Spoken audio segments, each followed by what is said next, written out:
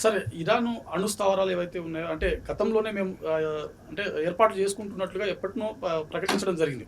కొన్నేళ్ల కిందటనే ప్రకటించడం జరిగింది. అయినప్పటికీ ఇన్నేళ్లు ఇరాన్‌ని అడ్డుకోలేని ప్రపంచ దేశాలు ట్రంప్ వచ్చిన తర్వాతనే అడ్డుకోవడం ఏ విధంగా చూడొచ్చు మనం? సో, ట్రంప్ వచ్చిన తర్వాత అడ్డుకోవడం అనేది ఫస్ట్ ఆఫ్ ఆల్ ఇక్కడ అమెరికా అనేది ఇరాన్‌ని ఏ విధంగా డీల్ చేసిందో చూద్దాం first of all. Barack Obama ఉన్నప్పుడు అమెరికా అండ్ అమెరికాతోని మిగతా దేశాలు ఏవైతే ఉన్నాయో యూఎన్ సెక్యూరిటీ కౌన్సిల్‌లో మనకు తెలుసు 5 కంట్రీస్ ఉంటాయి కదా! ఈ యూఎన్ సెక్యూరిటీ కౌన్సిల్‌లో ఉన్నటువంటి 5 కంట్రీస్ ప్లస్ జర్మనీ వీళ్ళందరూ కలిసి ఒక ఇరాన్‌తోని న్యూక్లియర్ డీల్ చేసుకున్నారనమాట.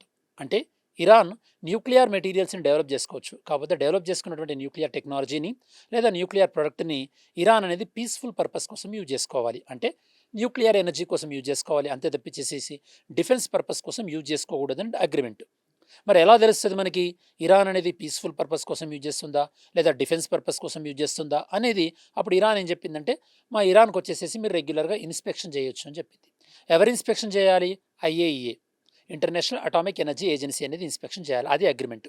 బట్ ఎప్పుడైతే గనుక డొనాల్డ్ ట్రంప్ 2.0 డొనాల్డ్ ట్రంప్ వచ్చిన తర్వాత, ఈ యొక్క అమెరికా ఇంట్రెస్ట్ అన్నటువంటి నెపంతోని, ఈ యొక్క అమెరికా యొక్క వ్యూహాత్మకమైనటువంటి ఇంట్రెస్ట్ అనే నెపంతోని స్లోగా they started more aggressive on other countries.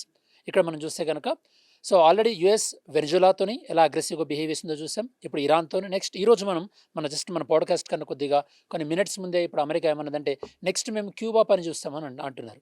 అంటే దీని వెనకాల ఉన్నటువంటి రీజన్ ఏందంటే ఎకనామిక్ నేషనలిజం. అంటే మా యొక్క ఎకనామిక్ ఇంట్రెస్ట్ కోసం మేము ఈ ప్రయత్నం చేస్తున్నాం అని చెప్పేసి. దాంతో పాటు మా సెక్యూరిటీ ఇంట్రెస్ట్ కోసం మేము ఈ ప్రయత్నం చేస్తున్నాం. దాంతో పాటు మా మిత్ర దేశాలకి యొక్క హార్మ్ జరుగుతుంది కాబట్టి మేము ఇది చేస్తున్నాం అన్నటువంటి ఒక రీజన్‌తోని చెప్తున్నారు.